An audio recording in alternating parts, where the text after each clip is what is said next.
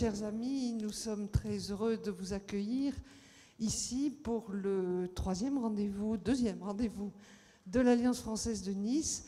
Je commence d'abord par remercier la mairie de Nice, non seulement Christian Estrosi, mais Agnès Rampal, maire adjoint chargée du CUM, qui nous fait l'honneur de sa présence pour recevoir donc Pierre Assouline, membre de l'Académie Goncourt, écrivain extrêmement polyvalent, si j'ose dire, ou polymorphe peut-être, qui a d'abord été un grand biographe, avec des biographies très importantes de Gaston Gallimard, de Georges Simenon, qui est journaliste et enseignant à Sciences Po, qui a orienté actuellement son travail donc, de romancier du côté de la Deuxième Guerre mondiale et notamment de sa part d'ombre terrible. On se souvient de l'écho qu'a eu son roman Lutetia et Sigmaringen plus récemment.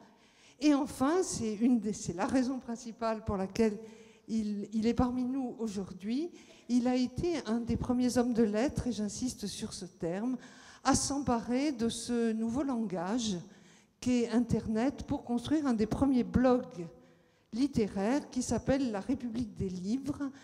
Voilà donc quelqu'un qui travaille beaucoup sur le papier, hein, qui écrit des livres et qui n'a pas eu peur, je crois qu'il a été le premier en 2005, il me semble, hein, presque, à instaurer ce dialogue avec les amateurs de livres, avec les lecteurs, quelle que soit leur origine, universitaire, étudiants et tout simplement passionnés de littérature.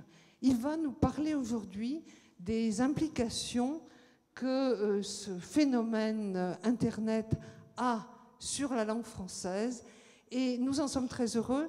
D'abord parce que vous savez que l'Alliance française, depuis 130 ans à Nice et 131 ans à Paris et dans le monde, a cette mission de faire rayonner la langue française et sa culture. Et c'est vrai que nous sommes toujours très heureux à l'Alliance française de Nice quand nous accueillons quelqu'un qui nous dit « Ah, moi je suis heureux de venir vous saluer parce que j'ai appris le français à l'Alliance française de Lima, de Toronto, de Peshawar, de tel autre pays ». Donc merci Pierre Assouline et je lui laisse la parole en remerciant encore une fois le CUM de nous accueillir.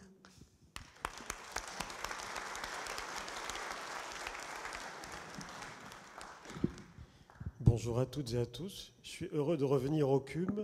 Je suis venu ici il y a 7-8 ans, je crois. Je ne sais plus de quel livre je parlais, mais enfin je suis venu, je me rappelle très bien, parce que cet amphithéâtre, il n'y en a pas beaucoup en France, donc on s'en souvient. Quant à l'Alliance, j'y vais souvent, et après Nice, ça sera la Chine.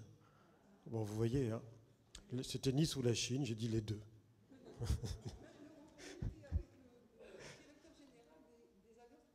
Monsieur Tissier. Voilà, je vais faire un peu le tour de Chine très, très bientôt. J'ai demandé combien de temps je devais parler, on m'a dit tant que vous voulez. Alors j'espère que vous avez apporté un dîner. Je vais quand même sortir une montre au cas où. Voilà. Bon, la langue, je vais vous parler de la langue, mais la langue, c'est pas seulement à travers Internet, c'est la langue de la vie de tous les jours. La langue, c'est d'abord la langue de la conversation. La conversation qui est, comme vous le savez, cet art si français que le monde entier nous envie. Seuls les Français l'ignorent. Chez nous, tout est prétexte à conversation. À la maison, au bistrot, au restaurant, au bureau, à la plage, en marchant ou assis sur un banc sur la promenade des Anglais, à l'Alliance française. En France, on aime la conversation. On échange, on discute, on dispute, mais qu'est-ce qu'on se parle? Et de tout. Vous me direz que les Italiens aussi.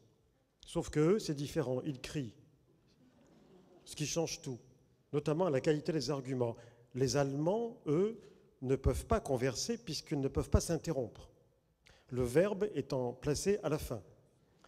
Et l'on sait que interrompre l'autre juste avant qu'il n'en fasse trop, c'est justement le sel de la conversation.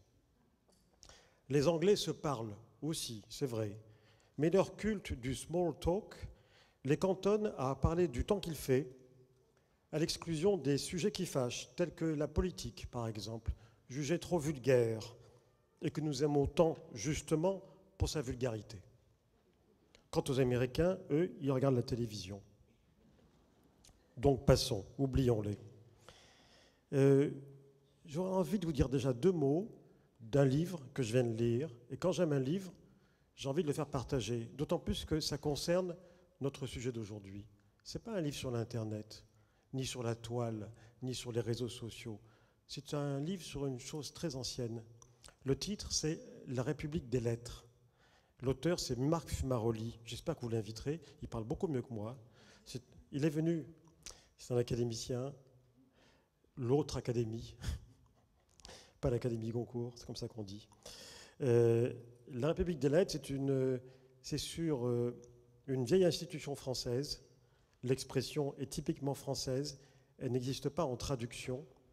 C'est une sorte de concile des lettrés élargissant l'échange à la conversation avec les absents, que ce soit par la relation épistolaire, les lettres, ou par la présence des morts. Ainsi, la République des lettres entretient, avec plusieurs personnes, une conversation en respectant la nuance de sociabilité de chaque société de conversation. La conversation humaniste, par exemple, qui est inséparable d'un triptyque. Le concert, la conversation, le souper.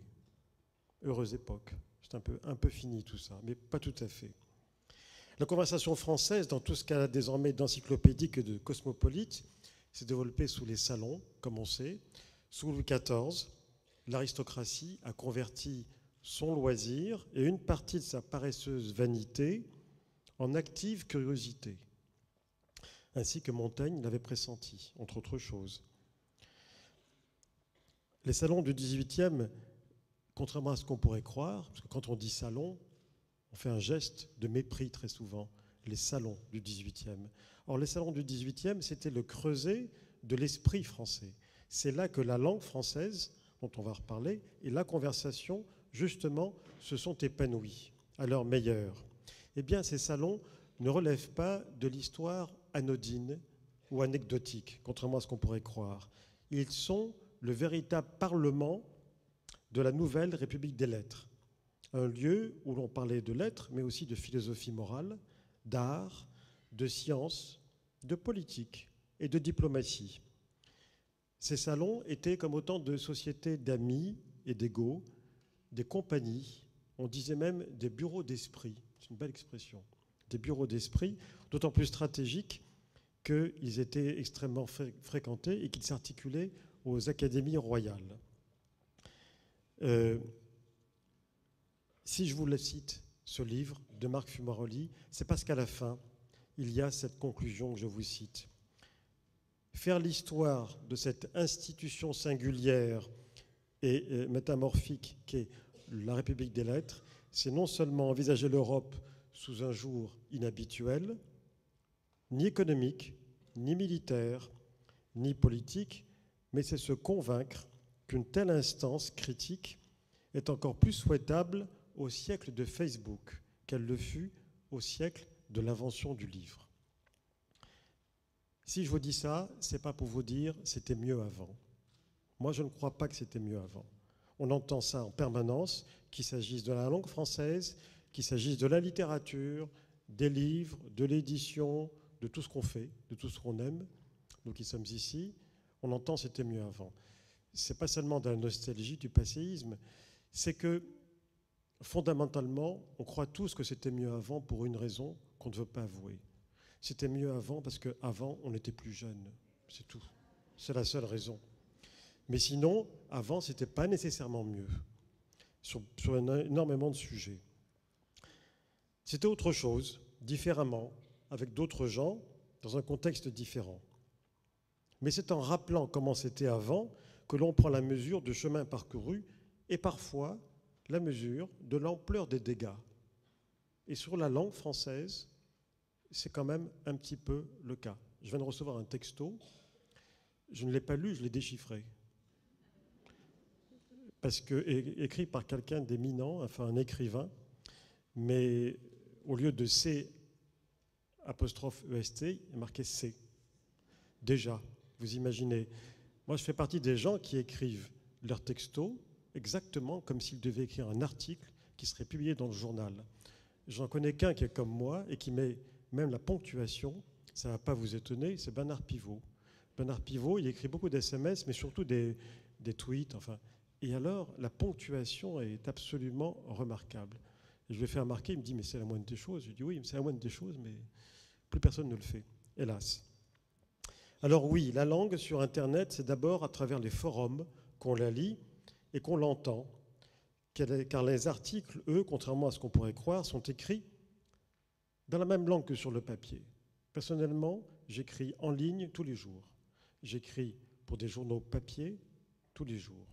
Il se trouve que j'ai un blog, donc vous l'avez rappelé, madame, qui s'appelle La République des livres, depuis 10 ans, qui était avant sur le site du Monde, Journal Le Monde, maintenant qui est hébergé de manière indépendante.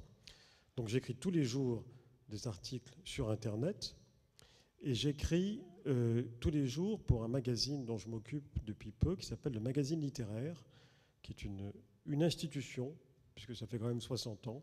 C'est pas encore l'Alliance française, c'est pas encore le CUM, mais c'est pas mal, 60 ans quand même, et qui est un magazine que je vous recommande.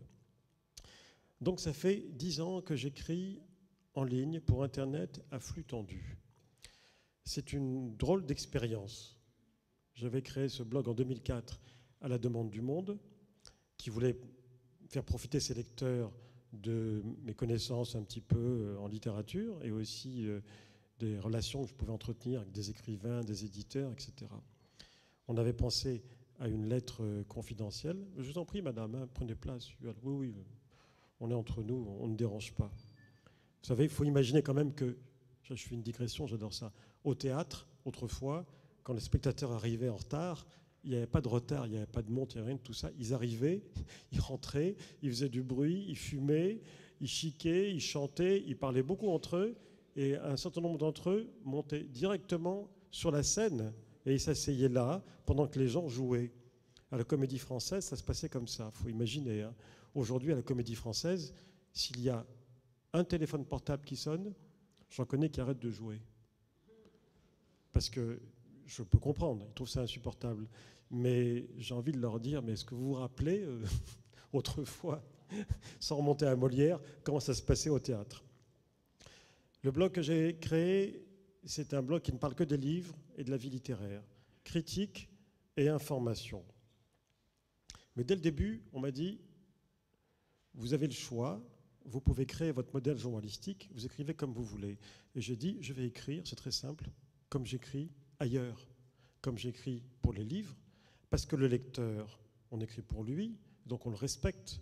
On ne va pas cesser de respecter un lecteur au motif qu'il lit sur un écran. Le respect doit être le même, en principe. Donc je ne veux pas changer mon écriture. La seule chose de différente, c'est ce qu'on appelle l'hypertexte, c'est-à-dire des liens. On met des liens, comme vous le savez, soit en soulignant un mot, soit en le grossissant. Qu'est-ce que ça change?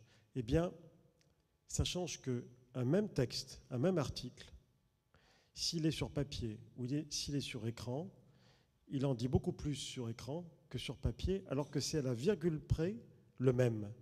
Pourquoi? Parce qu'il y a des liens. Et que quand je parle d'un écrivain, par exemple, là je viens d'envoyer quelque chose sur mon site, sur mon blog, je viens de mettre en ligne une préface, un texte de Milan Kundera, grand écrivain qui écrit rarement des préfaces. Donc je l'ai mise, je trouvais ça bien.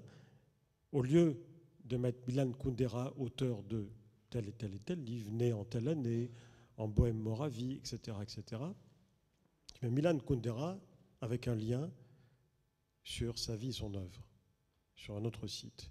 Ça change beaucoup de choses. C'est en ça que l'écriture peut être modifiée. Elle est nécessairement plus riche sur Internet grâce à l'hypertexte. Qui sont les lecteurs auxquels je m'adresse dans ce blog? Peut-être qu'il y en a ici parmi vous. Ah, madame, vous vous êtes dénoncée, c'est bien. Non, mais je voulais dire des lecteurs, et j'en suis ravi, mais aussi des lecteurs qui envoient des commentaires. Et là, à mon avis, personne ne va lever la main. Personne ne se dénonce. Bon, on les dénoncera quand même. Qui sont les lecteurs? Il y a des écrivains, bien sûr. Il y a des éditeurs, c'est normal, des attachés de presse, des journalistes, beaucoup de profs. Des professeurs du secondaire, de lycée, collège, et puis des professeurs d'université. Et puis aussi des simples amateurs, des lecteurs amateurs de littérature, de débats d'idées, mais pas uniquement des Français, des Québécois, des Suisses romans, des Belges, wallons, et des Africains, et puis des expatriés en mal de culture française. Il faut quand même, quand on voyage beaucoup, c'est peut-être votre cas, c'est le mien, quand on est très loin de la France, c'est fou ce qu'on l'aime, et c'est fou ce qu'elle nous manque. Quand on y est, on l'engueule, et ça c'est classique. On n'est pas content, mais dès qu'on revient, dès l'aéroport, le fait de lire un journal en français, de toucher un journal en français, d'entendre la radio en français, ça change tout. Et ceux qui passent des années très très loin de la France, à l'Alliance française, on en rencontre souvent, eh bien, je m'en rends compte parce qu'ils viennent aux conférences et voilà, ils disent à quel point ça leur manque. Une digression encore. Il y a des années de ça, je faisais le tour de l'Allemagne pour une biographie de Kahnweiler, marchand de tableaux, marchand des cubistes. J'arrive à Stuttgart avec 1 heure de retard, tellement il y avait de neige. Il était 8 heures du soir, il y avait la neige partout, partout, partout. Donc on était très en retard.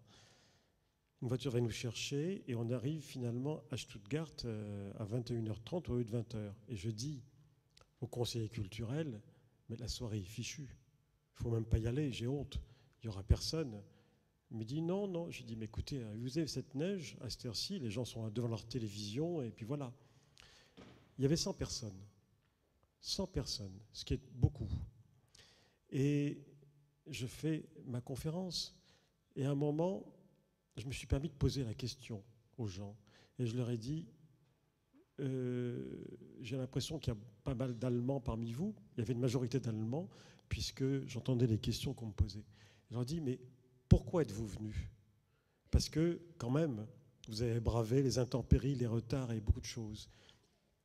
Et il y a un monsieur qui s'est levé, il m'a dit « Mais monsieur, on est venu pour le plaisir d'entendre parler français. D'entendre parler quelqu'un, en principe, correctement la langue française. Vous êtes écrivain, donc on suppose que vous parlez correctement la langue française. Et c'est un tel plaisir, c'est tellement savoureux que, oui, ça valait le coup de ne pas regarder la télévision, de s'arracher à tout ça et de... Je vous en prie, mesdames, prenez place. Entrez, entrez. Entrez. Oui, oui, entrez, madame, entrez, entrez. Oui, vous avez fait ce long chemin, vous avez bravé la neige et tout, et vous avez même bravé le soleil. C'est dire que vraiment, vous méritez de rester.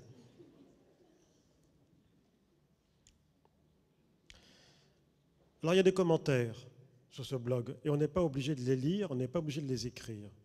Quand j'ai commencé, on m'a dit, tu peux ne pas avoir de commentaires, mais tu peux en avoir. C'est ce qu'on appelle un forum.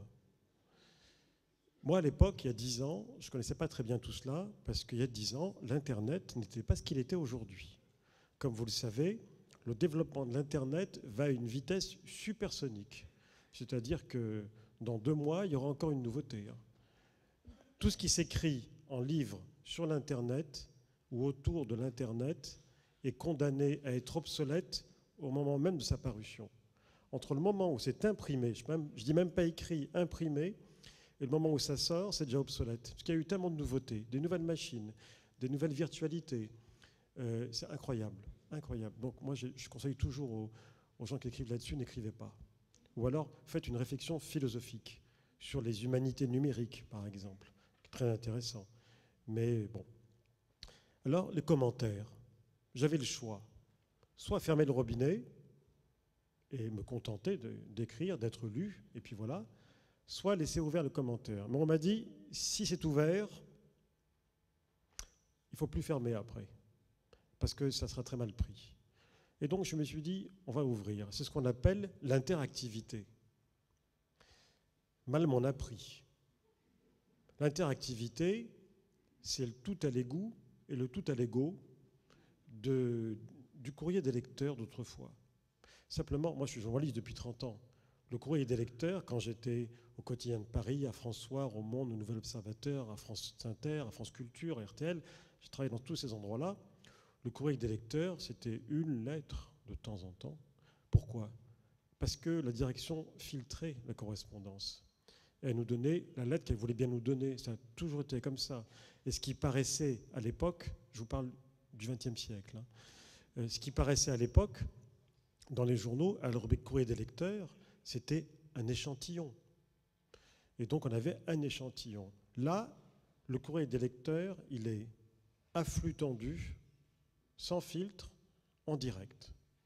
C'est-à-dire qu'à la seconde où je vous parle, il y a des gens qui sont en train d'envoyer des commentaires disant « Mais ton article, là, il est complètement idiot, il est bourré d'erreurs, t'es vraiment nul, etc. etc. » Parce qu'en plus, il y en a qui me tutoient. Ce que je trouve incroyable. Enfin bon.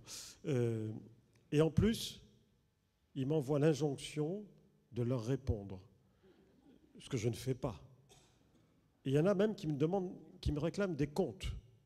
Vous avez dit du bien là, de ce livre de Fumaroli, mais est-ce que vous savez qu'il y en a un autre qui est paru en anglais il y a 23 ans et qui disait à peu près la même chose? Vous ne savez pas? Alors, est-ce que vous vous êtes renseigné, oui ou non? Bon, moi, je ne réponds pas parce que je ne veux pas entrer dans la discussion pour deux raisons. La première, c'est que ça prendrait énormément de temps. La deuxième, c'est qu'il y a une arrogance extraordinaire sur Internet à différents niveaux. Premier niveau, les gens qui s'expriment sur Internet dans les forums de discussion, se sentant protégés par l'écran, avec l'anonymat qu'ils supposent, redoublent de violence. Vous n'imaginez pas à quel point l'écran déculpe la violence qu'il y a en les gens. C'est-à-dire que jamais ils n'oseraient écrire sur papier ce qu'ils écrivent là. Mais face à l'écran, ils le font. Pourquoi ? Parce que 9 fois sur 10, ils signent d'un pseudonyme et 9 fois sur 10 à partir d'une fausse adresse. Donc, c'est ça la double arrogance, c'est que ce double anonymat, il s'autorise à moi qui signe de mon vrai nom, avec ma vraie adresse, de me réclamer des comptes, ce qui est insupportable. Vous savez, et puis ils gueulent et ils rouspètent. Vous savez, ils me font penser à certains de ces VIP, de ces personnalités parisiennes qui sont invitées à toutes les premières de cinéma et de théâtre. Et si jamais il y a un petit défaut, par exemple, le projectionniste arrête brutalement la projection ou que la salle de théâtre n'est pas chauffée, ce sont les premiers à crier remboursé. Eh bien, c'est un peu la même chose. C'est cette mentalité de gens qui ne sont pas contents et qui réclament en permanence des comptes. Je fais une incise pour vous dire un petit peu le genre de... Il y a 7-8 ans, parmi les commentateurs qui viennent tous les jours sur mon blog pour commenter, discuter, il y en avait un qui signait Diagonale. Peut-être qu'il est là d'ailleurs. Non. Ah ben, s'il est là, tant pis pour lui. Il signait Diagonale. Et alors, pourquoi il m'intéresse? Parce que ce qu'il écrivait était très très sensé.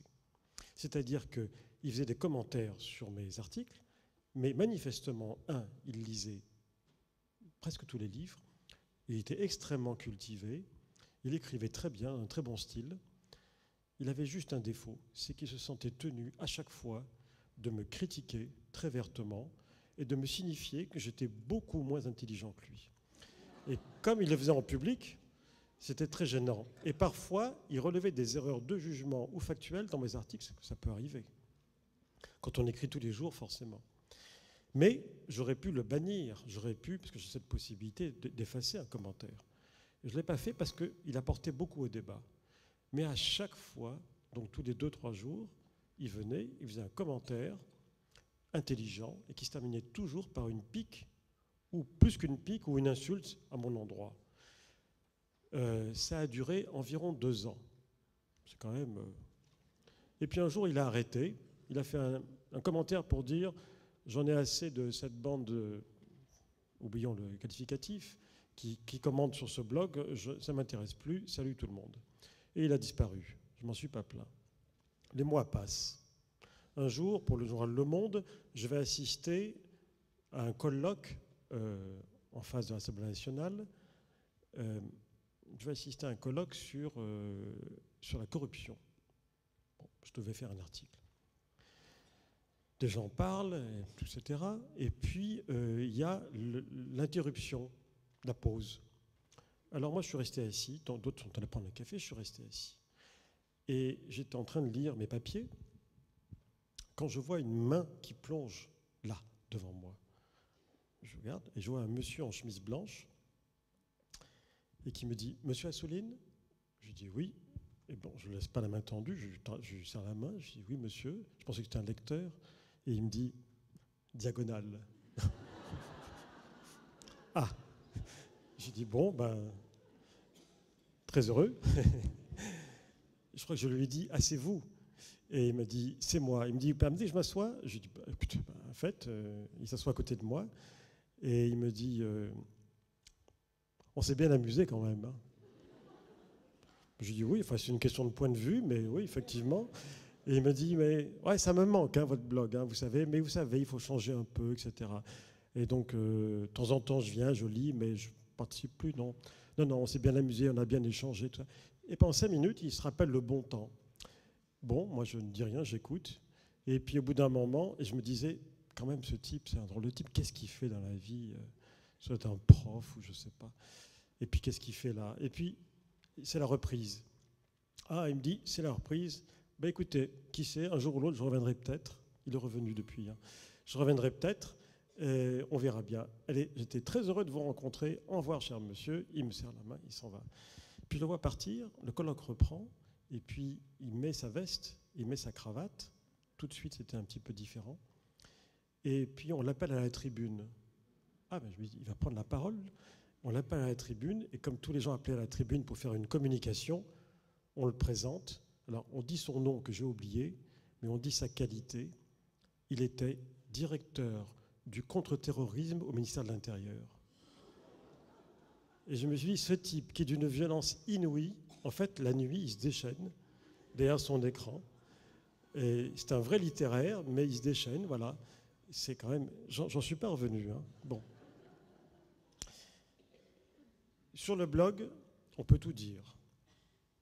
La liberté d'expression, qui n'existe pas, comme vous le savez, dans l'absolu. On en a eu les témoignages depuis quelques semaines, puisqu'on a un débat là-dessus, depuis les événements.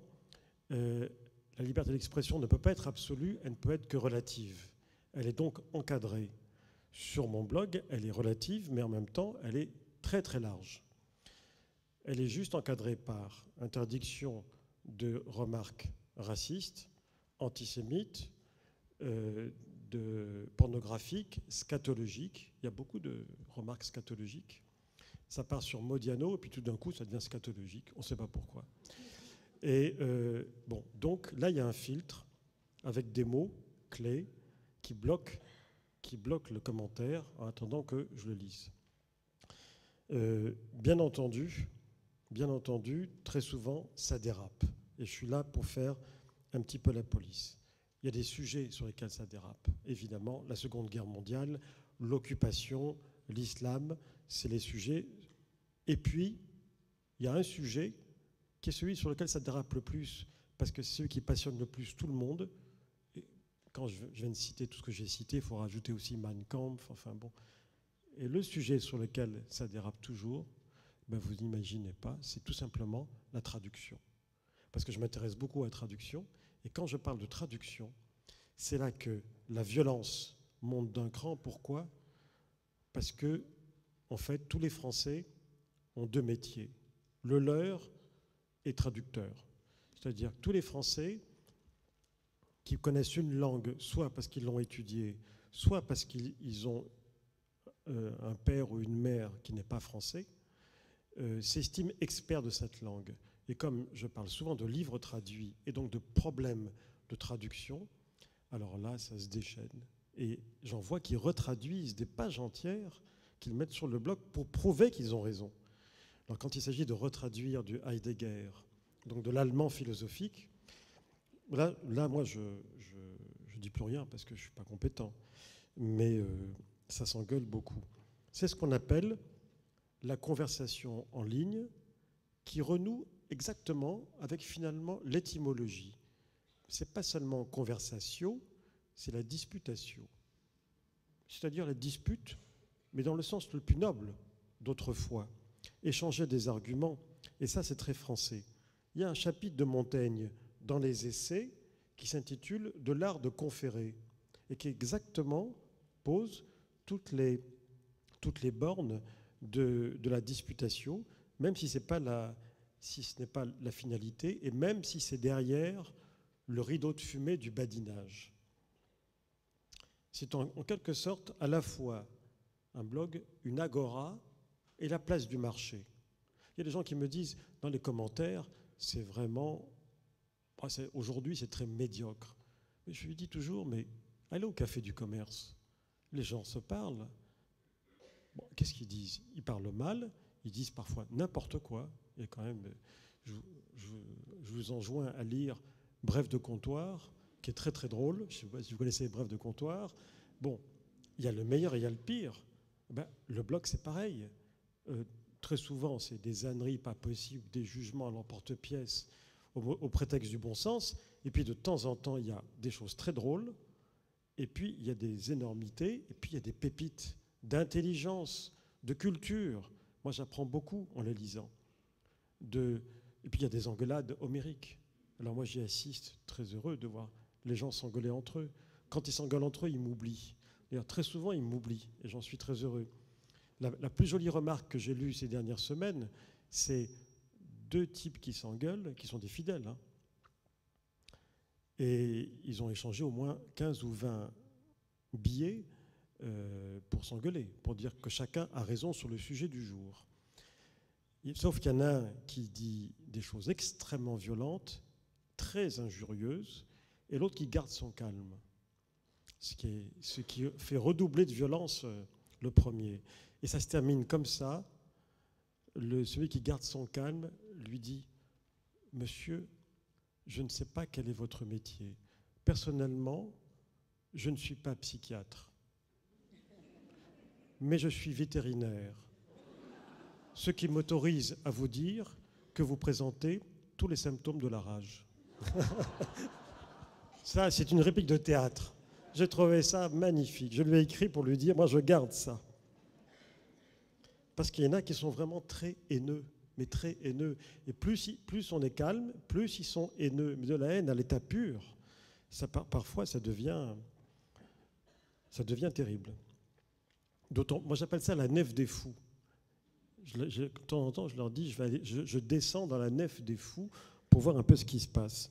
Je suis obligé de les lire tous, parce que je suis pénalement responsable. C'est-à-dire que si sans faire exprès, je laisse passer une remarque raciste et tout ce qui est interdit, le juge peut me rendre responsable de ce qui est écrit. Parce que c'est chez moi. Ça se passe chez moi.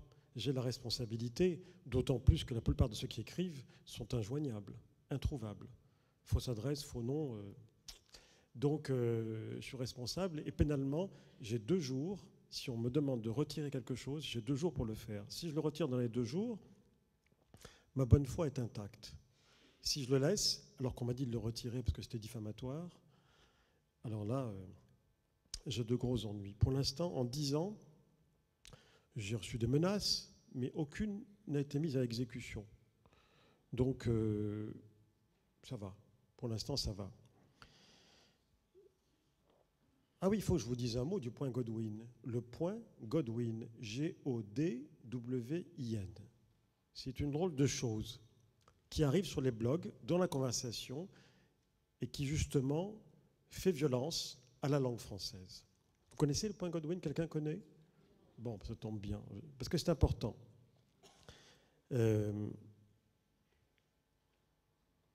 En fait, il n'y a pas un forum sur Internet, pas un blog, pas un espace de discussion qui échappe au point Godwin.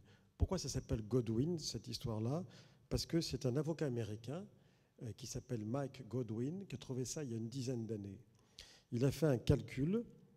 Lui, il appelle ça la loi de Godwin, mais enfin, il n'est pas très modeste. Ça tient en une phrase. Plus une discussion en ligne dure, plus la probabilité d'y trouver une comparaison impliquant les nazis ou Hitler se rapproche de 1. C'est-à-dire que, pour dire les choses clairement, c'est un cap d'un échange d'arguments dans lequel l'une des parties invoque une référence à la Seconde Guerre mondiale, de l'Allemagne nazie, la solution finale, et ça a pour effet de clore le débat. En fait, le point Godwin marque le point de non-retour à partir de laquelle la conversation est pourrie.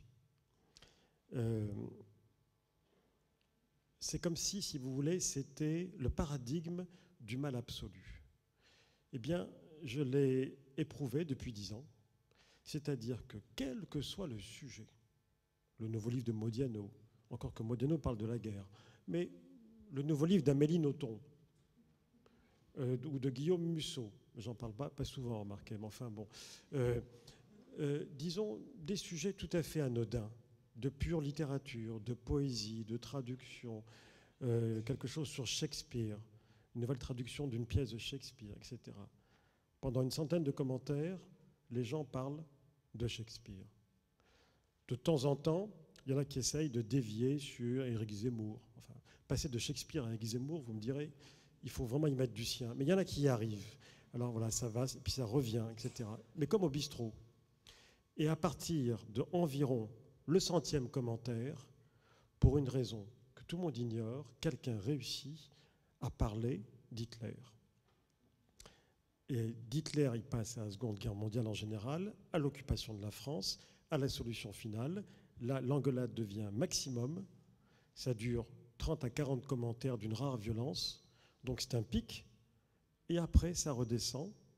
Et 100 commentaires plus bas, le lendemain, ça revient à Shakespeare. Et tout le monde a oublié qu'ils se sont étripés la veille sur Hitler. Ce point Godwin se vérifie pas seulement en France, sur tous les forums, mais à l'étranger aussi. C'est un New-Yorkais qui a trouvé ça. C'est-à-dire que c'est tout simplement que quand on a une discussion et qu'elle gagne en violence, le mal, la réflexion sur le mal avec un grand thème, s'impose d'elle-même. Or, le paradigme du mal, ça reste quand même Hitler. Ça changera peut-être. C'est peut-être en train de changer actuellement. Mais pour l'instant, ça reste ça, et pas autre chose. Il y a une vraie névrose du commentaire. Il y a des gens qui ne comprennent même pas que bon nombre de lecteurs de ce blog ne lisent pas les commentaires. Ils pensent qu'ils sont le sel de la blogosphère et de l'Internet, que tout tourne autour d'eux. Et quand je parle de pseudonymes, il y a des pseudonymes, finalement, qui deviennent des patronymes. Je veux dire par là que quelqu'un qui vient tous les jours faire un commentaire pendant des années, il se crée un nouvel état civil virtuel sur Internet. Je donne un exemple. Quelqu'un qui s'appelait Montaigne à cheval. Il s'est donné comme pseudo Montaigne à cheval. C'est joli. Eh ben, bon, il s'est fait remarquer parce qu'il est assez remarquable, mais aussi très violent. Eh bien, Montaigne à cheval, il a eu une notoriété pendant 3-4 ans. Alors, bon, il faut dire que les choix aussi des pseudos sont assez intéressants. Sapiens malivole, La vie dans les bois. Bon, il y a des initiales, tout simplement. Il y a des noms de héros de romans.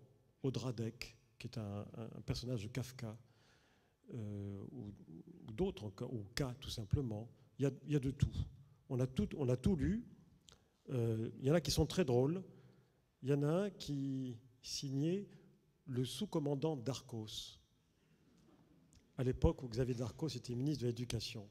Moi, le sous-commandant Darcos, je suis sûr que c'est un prof. Mais bon, je ne veux pas faire de dénonciation. C'est vrai, il y a de l'addiction, il y a beaucoup de paranoïa. Ça, c'est très intéressant. Sur Internet, la langue française, même si elle est bien traitée, même si elle est utilisée à bon escient, entraîne de la paranoïa. Pourquoi ? Parce que le second degré, le troisième degré, ne se voit pas toujours. Quand je vous parle, si je vous dis une horreur maintenant, mais avec le sourire entendu, et un regard un peu complice, vous traduisez que c'est du second degré. Si je vous le dis très sérieusement en fronçant les sourcils, ça sera différent.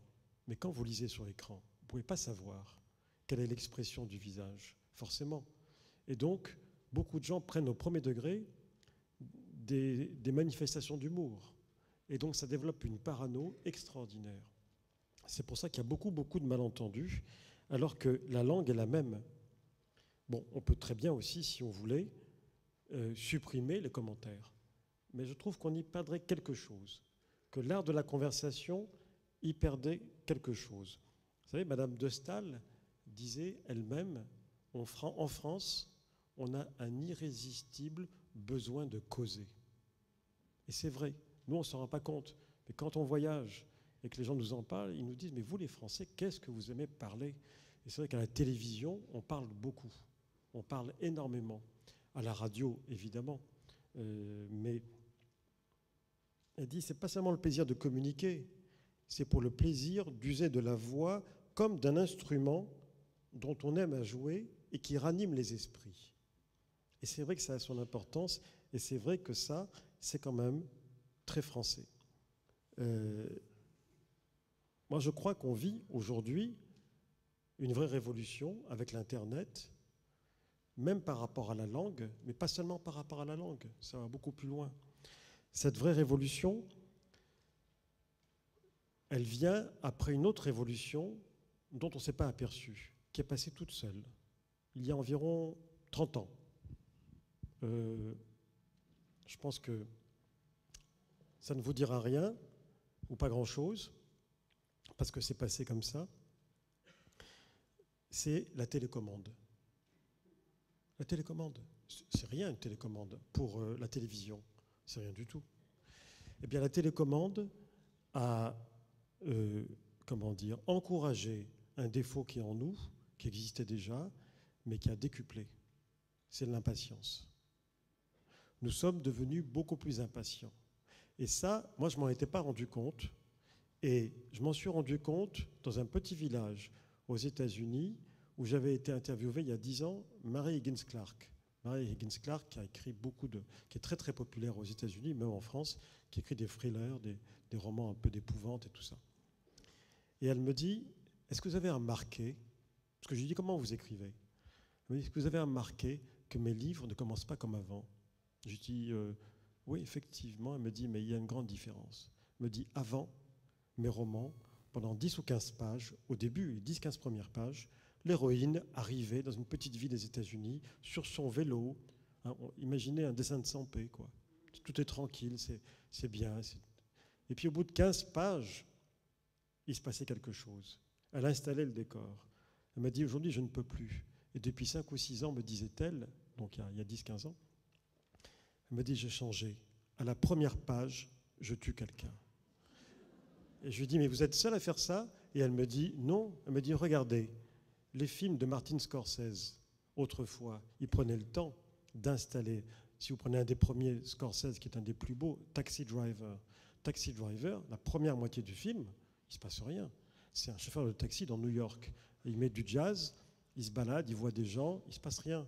Il rencontre une jeune fille, bon, ça dure quand même 40 minutes. Et ben, elle me dit, maintenant, Martin Scorsese, à l'époque, il y avait le film Goodfellas, Les Affranchis. Il me dit, vous avez vu Les Affranchis? Comment ça commence? Une voiture sur l'autoroute, la nuit. Au bout d'1 minute et demie, la voiture se met sur le bas-côté, le conducteur sort, il ouvre la malle, il y a 8 Maccabées, défigurés. Bon, il me dit, ça, avant, il mettait 40 minutes pour y arriver. Elle me dit, à juste titre, Alfred Hitchcock, s'il vivait aujourd'hui, il ne trouverait pas de producteur. Parce que les films d'Hitchcock, pendant 1 heure, il ne se passe rien. C'est justement parce qu'après, c'est atroce ce qui se passe chez Hitchcock, que c'est encore plus épouvantable. Si c'était épouvantable pendant 2 heures, ça ne nous ferait pas d'effet. C'est parce que pendant 1 heure, tout est bien, paisible et beau, que ça nous fait de l'effet après. Rappelez-vous les oiseaux. Vous avez tous vu les oiseaux? Les oiseaux, la première heure, il ne se passe rien. C'est un couple qui s'aime, qui va dans une île, tout est bien. Il faut à peu près 40 minutes pour qu'à un moment, l'héroïne, assis sur un banc, attend que les enfants sortent de l'école, et on voit soudain derrière un oiseau sur le fil, puis un deuxième, et puis un troisième. Ça a pris 40 minutes pour arriver là. Aujourd'hui, les gens n'attendraient pas 40 minutes. Tout ça, c'est à cause de la télécommande. Donc la langue française, les gens zappent, hein. La langue française, c'est une langue qui s'accommode d'Internet, mais qui pour certains épouse cette impatience nouvelle et qui fait que certains se sentent obligés, premièrement, d'écrire en raccourci, de manière plus ramassée, alors qu'avant, ils n'hésitaient pas à écrire de manière sophistiquée, en prenant le temps d'écrire. Mais moi, j'en connais qui, sur Internet, se croient tenus d'être concis, ramassés, plus rapides, ce qui est dommage, parce que ce qui est beau dans la langue française, c'est qu'on prenne le temps, qui est un grand luxe aujourd'hui. Et la deuxième chose, sur écran, la doxa aujourd'hui, l'opinion la plus répandue, vous dit que vous ne pouvez pas écrire des textes trop longs en ligne, parce que, soi-disant, le lecteur ne supporte pas de lire trop longuement en ligne. Donc on vous dit, il faut écrire des textes longs sur le papier et des textes courts en ligne, parce que la concentration n'est pas la même. Or, il y a eu des recherches qui ont été faites et qui infirment totalement cela. D'ailleurs, à Sophia Antipolis, il y a un laboratoire qui a travaillé dessus. Les facultés cognitives du lecteur sont les mêmes face à l'écran, face au papier. La concentration est la même.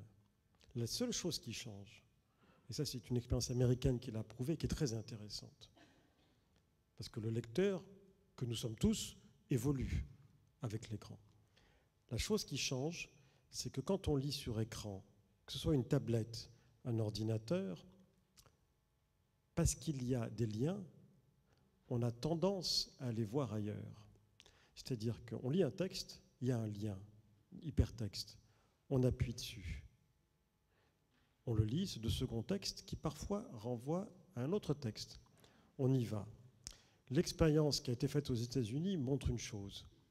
Les étudiants, donc les jeunes, arrivés au 5e lien, ont oublié complètement quel a été celui d'origine.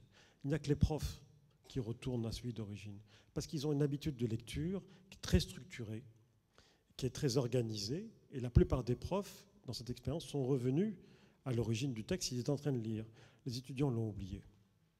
Ça, c'est un petit peu embêtant. C'est pour ça que moi je plaide depuis déjà longtemps pour qu'il y ait un enseignement de la lecture de l'Internet, c'est-à-dire apprendre à lire sur écran, apprendre à lire sur Internet.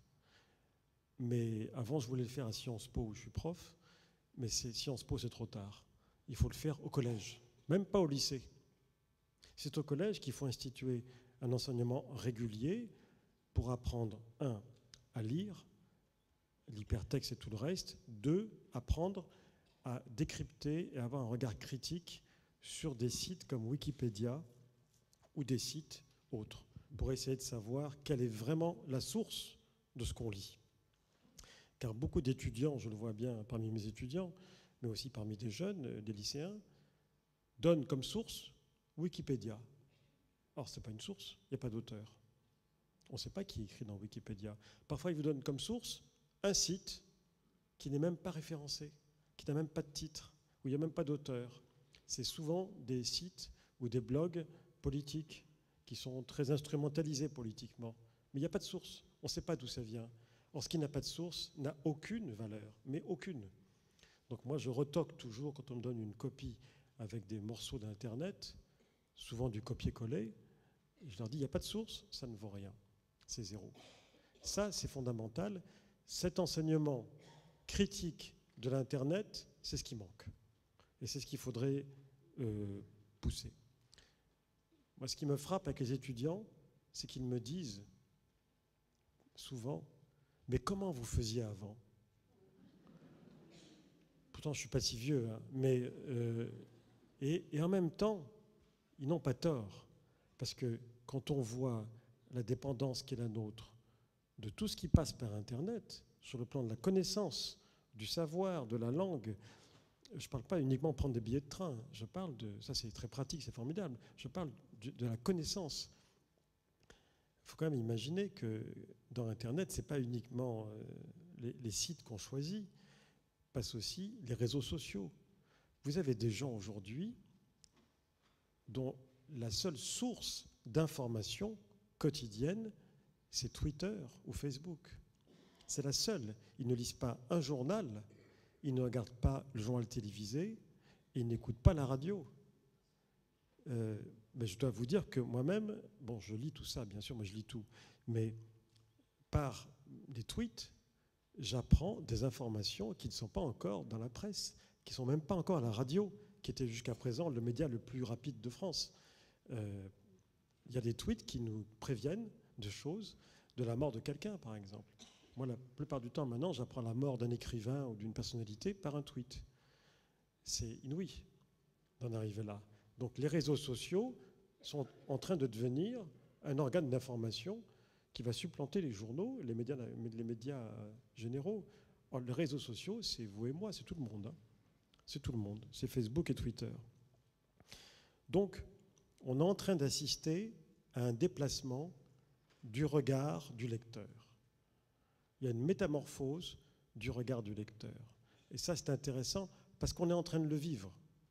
Alors, on le vit à nos âges, mais imaginez nos enfants ou petits-enfants qui sont nés avec ça. Pour eux, c'est naturel. La tablette numérique est naturelle.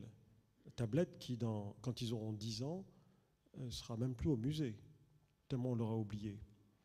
Puisque, comme vous le savez, les disquettes qu'on avait il y a 10 ans ne sont plus lisibles aujourd'hui, sur lesquelles on a enregistré des tas de livres et des tas de choses. On n'a plus les appareils déjà. Donc ça va à une vitesse inouïe. Pour eux, le téléphone est quelque chose de naturel. Le téléphone, non pas le téléphone, non. Le téléphone conçu comme un couteau suisse. Un téléphone dans lequel il y a tout. Il ne fait pas ouvre-bouteille, mais presque. Bientôt. Mais sinon, il faut tout le reste. Absolument tout ce qu'on peut imaginer. Ben ça, la langue passe par le téléphone. Et donc forcément, passant par le téléphone, la langue est perturbée par le téléphone. Pour moi, la révolution principale, c'est quand même de dire aux gens, n'ayez pas peur. Bon, vous allez me dire, quelqu'un l'a dit avant moi, n'ayez pas peur, de plus célèbre que moi, mais pas pour les mêmes raisons. Quand je dis n'ayez pas peur, je veux dire une chose. Ce que j'essaie de faire comprendre aux gens qui sont totalement hostiles à l'Internet, mais totalement hostiles à la lecture numérique, c'est-à-dire à la lecture de livres, de romans, disons, de romans, d'essais, sur une tablette ou sur le téléphone. Moi, dans mon téléphone, là, j'ai les mémoires d'outre-tombe et à la recherche du temps perdu. Parce que comme ça, je suis sûr, j'ai toujours quelque chose à lire, parce que j'ai toujours un livre avec moi.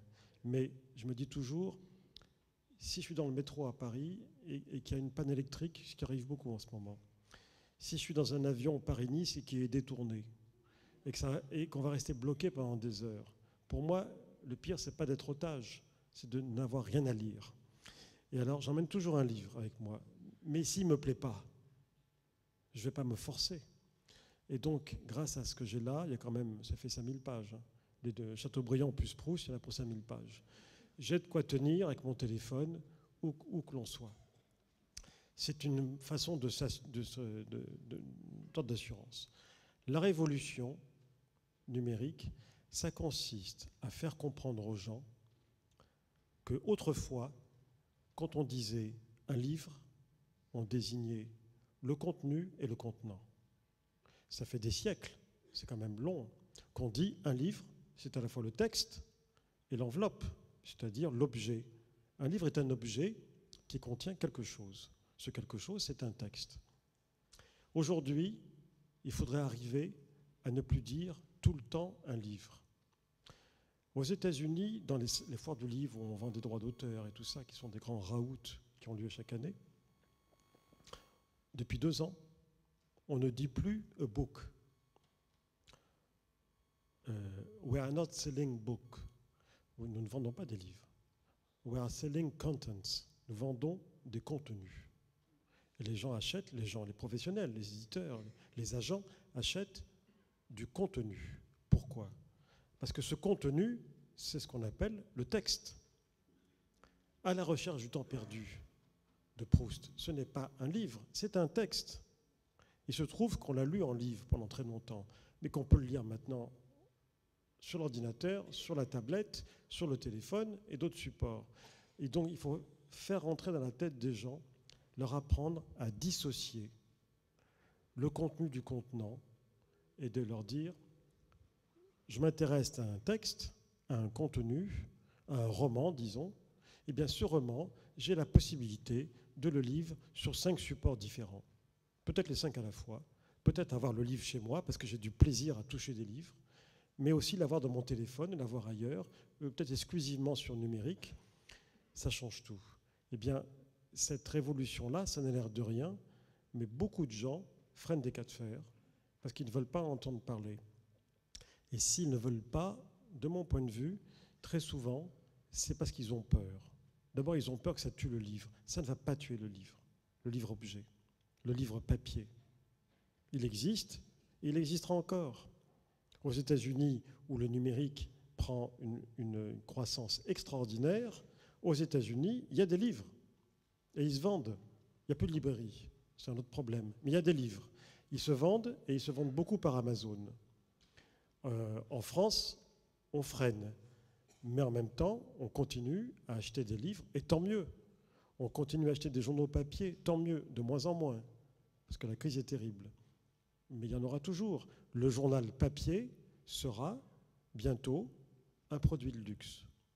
Il coûtera encore plus cher. Il y en aura beaucoup moins, mais il y aura toujours des gens qui seront prêts à payer 5 € pour lire Le Monde au café ou Le Figaro au café, au soleil. Et pourquoi pas ? Mais pendant ce temps-là, la plupart des autres, au petit déjeuner, l'auront lu sur un écran, où ils auront vu une vue superbe de la une du Figaro, sans salir les mains, avec la même hiérarchie, la même disposition. Et si une photo leur plaît, ils peuvent l'agrandir. Et surtout, quand le journal est mal imprimé, que la lumière n'est pas assez forte dans la cuisine où on le lit, etc., il suffit d'appuyer sur un bouton pour avoir une luminosité parfaite. Donc, au lieu de s'abîmer les yeux sur des écrans comme on le faisait encore il y a 10 ans, grâce à l'écran, on s'abîmera moins les yeux. Je ne vais pas regarder l'heure, mais ça va. Je crois qu'il est temps peut-être de passer aux questions. Ben voilà.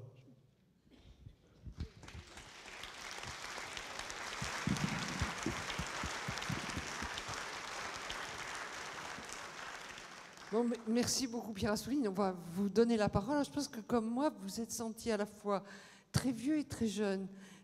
Très vieux parce que bon, vous êtes des lecteurs très, très anciens du papier et très jeune parce que vous avez encore beaucoup de choses à apprendre et que ce sera très intéressant.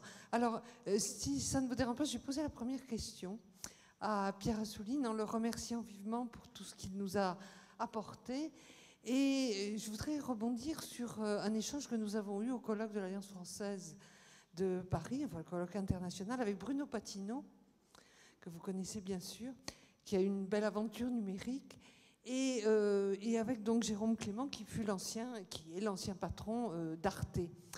Et Bruno Patino nous disait, avec une certaine sagesse, mais sans en évacuer les risques, que ce qu'il nous fallait accepter maintenant, c'est que l'information, et vous l'avez dit magnifiquement à propos du blog, que l'information nous arrive dans un contexte non maîtrisé.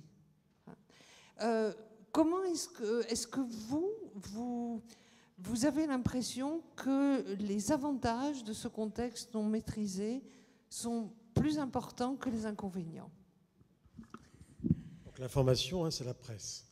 Alors les avantages, la rapidité, la gratuité, ce qui est un peu gênant, parce que ça devrait être payant quand même. Parce qu'il y a un moment, il va falloir qu'on se pose la question comment vont vivre les gens qui font l'information, les journalistes. Donc rapidité, gratuité, diversité des sources. On peut lire des dizaines de journaux étrangers tous les matins, gratuitement, et qui viennent de partout. C'est quand même extraordinaire. Donc, il y a une richesse extraordinaire, ça c'est l'avantage. Les inconvénients, la gratuité, qui est l'envers de la médaille, mais il y a d'autres inconvénients. Je ne reviens pas sur la lecture critique de l'Internet. L'un des grands inconvénients, c'est que les informations nous arrivent fragmentaires. Il y a parfois la une du journal qu'on tourne comme ça, mais très souvent, c'est des fragments d'informations, c'est-à-dire des tweets ou même des journaux qui envoient une alerte ou alors des articles qu'on nous envoie, des articles comme ça. Le problème, c'est que depuis 2 siècles, on lit les journaux de manière rigoureuse. Notre cerveau est habitué à lire les journaux en tournant les pages et surtout, c'est un réflexe conditionné, donc on ne peut pas s'en débarrasser. Il y a une hiérarchie de l'information. Quand Le Monde de ce soir fait la manchette sur 6 colonnes sur les clients français de HSBC, ça veut dire c'est très grave. Mais s'il le met tout en bas à gauche, là où on lit le moins, c'est que c'est beaucoup moins grave. Donc il y a une hiérarchie. Sauf que quand vous recevez la chose sur Internet, sur votre téléphone ou autre, vous recevez HSBC, les clients français. Bon, mais est-ce que c'est grave? Vous ne savez pas trop. Et donc, il n'y a plus de hiérarchie. Ça, c'est embêtant. Parce que c'est à vous maintenant de dire, je pense que c'est important ou pas important. Mais vous ne pouvez pas savoir. Vous n'êtes pas journaliste, ce n'est pas vous qui avez fait l'information, ce n'est pas à vous de le faire. Heureusement qu'il y a eu la presse et les journalistes pendant des siècles, justement pour trier l'information. Parce que tout n'est pas intéressant. Et pour faire le tri, critiquer, hiérarchiser. Et ce n'est pas seulement de l'information. Je donne un autre exemple. Wikipédia est la source principale pour beaucoup de gens. Beaucoup de gens. Les étudiants, les professeurs, tout le monde. Beaucoup. Il y a beaucoup de choses sur Wikipédia. Premièrement, on ne sait pas qui écrit. Nous, on ne sait pas. On lit, on ne sait pas qui écrit. Deuxièmement, ça repose sur ce qu'ils appellent la charte de la neutralité. Moi, la neutralité, je n'y crois pas. Je vous donne un exemple. Bon, si c'est de la botanique, et encore, d'après les scientifiques, ils m'ont dit, vous savez, en sciences, c'est encore pire que chez vous en histoire, en philosophie, en littérature. Mais bon, je donne un exemple parmi d'autres. Prenez la notice biographique Wikipédia du maréchal Pétain. Tout ce qui est écrit est exact. Il a fait la guerre en 14-18, il a été nommé maréchal de France, il a ceci, et donc c'est écrit de manière neutre. Il a été ambassadeur de France à Madrid, et à la fin, il a été condamné à mort. Mais vous dites, mais pourquoi il est condamné à mort? Tout est là, mais comme il n'y a aucun jugement de valeur, vous vous demandez, tiens, il est condamné à mort? Oui, il a été chef de l'État sous occupation, oui, d'accord, mais condamné à mort. Et donc, comme il n'y a pas de jugement et que ça se veut neutre, ça fausse tout. Si vous prenez, par exemple, ça a dû changer depuis, mais c'est un exemple parmi d'autres, la notice sur l'affaire Dreyfus. Il y a plein de choses. Et à la fin, il y a toujours une bibliographie, très précieuse pour les étudiants et pour les chercheurs. Eh bien, la bibliographie, les 2 premiers titres, il y avait 15 titres. Les 2 premiers, c'est 2 titres de 1934 qui sont écrits par 2 officiers royalistes expliquant que Dreyfus était coupable, 25 ans après sa réhabilitation. Bon. Et puis tout à fait à la fin, Jean-Denis Bredin, l'affaire Dreyfus. Il n'y a pas de hiérarchie. Ce qu'il aurait fallu faire, c'est commencer par les livres les plus récents qui font l'état de la recherche et mettre en appendice, si vous voulez vous renseigner plus avant sur l'affaire Dreyfus et voir l'état de la controverse à l'époque, vous pouvez aussi lire ça et lire ça. Là, il n'y a plus de hiérarchie.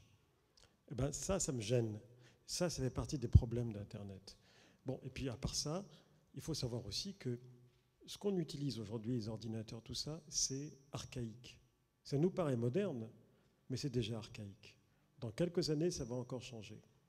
Et le fait que sur des liseuses, très souvent, on tourne des pages comme ça, les pages se tournent comme ça va disparaître. Parce que ça, c'est encore une singerie du livre. Or, l'intérêt de la liseuse, c'est que ça va être un ascenseur. L'ascenseur, ça, c'est la virtualité qui est propre à Internet. Ça va devenir la règle partout. Mais pour l'instant, on en est même à faire des fausses bibliothèques en bois c'est pour vous dire, des fausses bibliothèques en bois sur la liseuse. On en est encore à singer le livre, mais ça va passer. Donc tout ça est en pleine transformation. Voilà. Bien, alors un micro circule, vous avez la parole tout de suite. Il y a un monsieur qui a un micro déjà, il vous a battu. Allô, voilà. Bonjour, je vous remercie. Je voulais signaler, vous avez fait un lapsus très intéressant tout à l'heure en parlant de la montée de la violence sur Internet. Et vous avez fait une contraction entre deux verbes. Vous avez dit déculper. Alors vous pensiez décupler la violence, et ce qui est venu, c'est déculpabiliser les gens. J'allais dire, vous avez l'œil. Non, vous avez l'oreille. Mais bravo. Non, c'est vrai. Mais c'était tellement approprié que je tenais à le souligner. Donc, ma question porte sur quelque chose dont vous n'avez pas parlé. C'est que faut-il penser d'un auteur qui se fait publier directement sur Internet ? Il y a des maisons d'édition ou prétendues maisons d'édition. Est-ce qu'il y a un lectorat ? Comment ça se passe-t-il ? En fait, il n'y a pas vraiment de maison d'édition digne de ce nom. Simplement, il y a beaucoup d'auteurs auto-édités. C'est de l'auto-édition. C'est-à-dire qu'aujourd'hui, n'importe qui peut publier son propre roman par une entreprise qui le fait. Voilà. Et le problème, c'est que ça passe dans la masse de ce qu'il y a sur Internet. C'est indifférencié. Ça ne sera jamais lu. Sauf si vous avez votre propre réseau. Alors, vous faites votre livre, vous le mettez sur le net, vous ouvrez un site. Vous n'avez pas besoin de l'imprimer, parce que c'est un téléchargement, mais c'est à vous. Vous n'avez même pas besoin d'aller dans une maison qui fait ça, une maison d'édition numérique. Vous n'avez pas besoin d'eux. Vous le faites tout seul, vous avez votre site, on peut télécharger sur votre site, on le paye là. Après, c'est à vous, par les réseaux sociaux, par vos propres relations, par tout ça, de faire connaître le livre. Mais il ne faut pas espérer toucher énormément de gens. Mais on a vu des cas de livres qui étaient publiés comme ça, qui par un concours de circonstances avaient été lus par un metteur en scène, ami, et qui en avait parlé. Et après, la consécration, c'est qu'un éditeur papier s'y intéresse, achète les droits et le met sur papier, en librairie. Donc ça arrive. Donc ça sous-entend que la tablette viendra toujours après la publication papier. En principe, aujourd'hui, c'est comme ça. Mais ça va changer. Moi, je suis sûr que ça va changer. Simplement, il y a des milliers de livres numériques pour arriver à faire le tri, à faire connaître. Si l'auteur est connu, c'est une chose, mais s'il n'est pas connu, Stephen King l'a fait. Mais il est Stephen King, oui. Monsieur, et après, madame, il y a monsieur. Oui, monsieur. Oui, merci beaucoup pour votre intervention. Vous avez présenté la société comme un tout homogène, plus ou moins homogène, avec quelques variations. Mais à vous écouter, il m'est venu une question fondamentale qui est celle de la fracture sociétale que cette technologie, Internet ou les médias fluctuants comme Internet, pose parce que dans une société, les élites ne viennent pas nécessairement de la grande masse de la société. Et les élites ont besoin de se former. Alors vous avez parlé d'une formation au collège, mais en fait, j'ai l'impression que c'est la formation à la maternelle qu'il faudrait faire. Alors, est-ce que vous pouvez nous dire quelques mots sur ces dangers de fracture ou ces nouvelles fractures qui peuvent intervenir ? Moi, je vois le contraire. Je n'ai pas de chiffres à vous proposer. Ce que je vois, le contraire, c'est-à-dire que Internet me paraît un outil beaucoup plus démocratique et beaucoup plus égalitaire que d'autres outils d'éducation et de connaissance. Je veux dire par là que, ça coûte de l'argent. En même temps, se développe énormément dans tous les lieux publics, que ce soit bibliothèque, médiathèque, école, la mise à disposition de l'Internet et des instruments de l'Internet pour tous les jeunes et les enfants indistinctement. Aujourd'hui, la couverture du réseau est générale. N'oubliez pas que même dans des familles défavorisées, et je dirais même, parce que j'en ai vu des SDF, ont un téléphone portable, et un téléphone portable, c'est déjà avoir Internet. Donc, c'est beaucoup plus répandu et démocratique qu'on le croit. Moi, ce qui m'inquiète, ce n'est pas la fracture sociale. Ce qui m'inquiète, c'est le contrôle. Ah oui, mais ça, c'est plus grave. Ce n'est pas inégalitaire. Là, je crois qu'on est tous au même plan. C'est-à-dire que l'Internet, on en est devenu tellement dépendant que ça renforce considérablement le contrôle de l'État et des États sur les individus. C'est-à-dire que nous sommes tracés. Alors, nous sommes tracés pour le meilleur en cas d'enquête sur le terrorisme. Quand on voit comment ils arrêtent les gens très très vite, on se rend compte que, en fait, nous sommes tous espionnés parce que tout passe par des cartes à puce. On prend le métro, on loue un Vélib, on téléphone à quelqu'un. Enfin, tout ce qu'on fait en permanence, c'est tracé. Donc, c'est un contrôle qui peut servir pour le meilleur, mais aussi pour le pire. Ça, c'est plus inquiétant, et je crois que moi, c'est ça qui me trouble, et sur ça qu'il faut travailler, je dirais. Ce n'est pas l'inégalité, puisqu'aujourd'hui, le premier geste, même dans des pays africains sous-développés, quand on veut les aider, ce n'est pas seulement la nourriture qu'on leur apporte ou les biens de première nécessité, c'est les tablettes, de plus en plus, et l'installation d'un réseau qui couvre le maximum de territoire.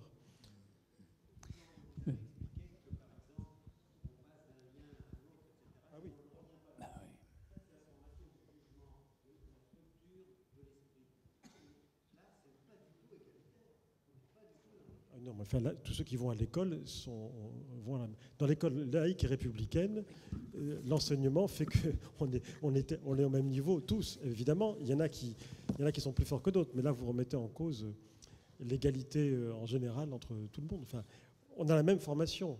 Dès lors qu'on va à la même école, l'école républicaine, on a la même formation. Ah ben oui. Mais le milieu social, même pour les livres, grandir dans une maison sans livres ne vous rend pas égal de quelqu'un qui est né dans une maison pleine de livres, ça c'est sûr. Oui. Oui. Est-ce que... Oui, je suis là. Oui. Est-ce que vous pensez que s'il y avait eu Internet et les réseaux sociaux pendant la Deuxième Guerre mondiale, on aurait pu éviter tant de massacres Est-ce que ça aurait pu changer la face du monde à cette époque-là? Ça serait de l'Uchronie, comme on dit. Je ne vois pas comment ça aurait changé quelque chose. Enfin, si, ça aurait changé plein de choses, mais est-ce que ça aurait évité les massacres? Disons que je frémis à l'idée que quelqu'un, un maître de la propagande comme Goebbels, aurait eu Internet entre les mains. Ça aurait agrandi considérablement son pouvoir de nuisance. Donc... oui, mais ça aurait peut-être pu freiner dans l'autre sens. Les gens ont été prévenus à temps. Je sais pas. C'est impossible de répondre. C'est impossible. Oui. Alors, je fais référence aux camps qui ont été longtemps occultés. On va y arriver, ça fait rien. Oui, mais il y a des camps qui ont été connus. Mais vous savez, Internet aujourd'hui rapporte des choses sur des horreurs, des massacres. C'est pas pour autant que des gens vont se mobiliser. Il y a des fondamentaux, malheureusement, dans le caractère humain, dans l'esprit humain, qui fait que la médiatisation d'un événement qui devrait bouleverser tout le monde ne produit pas la réaction qu'on en attendrait pour autant. C'est pas ça qui va faire intervenir les gens davantage. Oui. Est-ce que je peux vous poser une petite question, une petite parenthèse sur les forums et l'emploi de pseudo? L'emploi de pseudo. C'est-à-dire qu'il arrive parfois, bon, ça m'est arrivé, de souhaiter m'exprimer sur un forum et que ce soit le responsable, alors sous mon nom, et que ce soit le responsable du forum qui m'impose un pseudo que je n'ai pas choisi et que je vois écrit à la suite des textes. Donc ça, c'est une première petite chose. Mais la seconde, probablement plus importante, c'est de savoir, puisque vous êtes à la fois responsable d'un forum, d'un blog extrêmement fréquenté, blog littéraire et réputé, donc la République des livres, et en même temps, vous écrivez sur papier dans le magazine littéraire. Comment faites-vous un choix ? C'est-à-dire que quand décidez-vous que pour tel ouvrage, vous allez en parler dans votre blog, qui sera bien sûr lu, qui est beaucoup lu, ou alors pourra être imprimé dans le texte papier. Et y a-t-il des cas où certains auront la possibilité d'avoir les deux versions, c'est-à-dire un texte... Oui, mais la différence, si vous voulez, qu'au magazine littéraire, j'anime ce journal et donc je fais écrire. Moi, j'écris l'éditorial, il m'arrive de faire des interviews, d'autres choses, mais avant tout, je fais écrire d'autres journalistes et des écrivains aussi sur des livres. Sur mon blog, il n'y a que moi qui écris. Là, j'ai parlé de Marc Fumaroli, c'est l'article qui est en ligne actuellement. Si je peux faire écrire sur Fumaroli dans le magazine, je le ferai. Peut-être pas, c'est pas sûr. Il n'y a pas de règle. Non, ça peut être les deux, ça peut être aucun des deux. Il y a aussi des livres que je lis que j'aime beaucoup et dont je ne parle pas. Parce que je ne vois pas ce que je pourrais dire, alors que c'est des livres qui m'ont touché. Il n'y a pas de... Vous savez, c'est l'humeur. Hein. On obéit à son instinct et à son humeur. Et puis un certain équilibre aussi. Dans un journal qui fait 100 pages, qui a des romans, des documents, de la politique, de l'histoire, de la biographie. On essaye de s'adresser à un public assez large. C'est très personnel, le blog. C'est très personnel. Oui. Madame ? Voilà. Oui, enfin, beaucoup de choses ont été dites, donc je ne vais pas revenir dessus. Moi, je me situe en tant que lecteur et écrivain. Et ce que je voulais exprimer, c'est la difficulté que j'ai en tant que lecteur à me contenter de la tablette, bien qu'elle simule les pages que l'on tourne, alors que j'ai besoin de la manipulation du papier. Je ne traite pas non plus de la même façon l'information que me donne un écrit informatif ou un écrit fictionnel. Je peux lire de l'information pour me documenter sur Internet. Je ne peux pas lire un roman sur Internet. J'écris. Ce que j'écris me paraît virtuel tant qu'il n'a pas pris la forme papier. Et de tout ce que j'ai pu écrire depuis des années, la seule chose qui compte, ce sont les livres que j'ai publiés et rien de ce qui a été publié sur Internet. Vous appartenez à la catégorie des gens qui utilisent l'Internet, mais qui continuent à imprimer ce qu'ils vont lire. Les deux. Moi, non seulement je n'imprime pas, mais pendant très longtemps, je n'avais pas d'imprimante. Je n'ai acheté d'imprimante que pour imprimer les billets d'avion et les billets de train. Je n'utilise pas d'imprimante. Alors que je connais des gens qui impriment le journal le matin.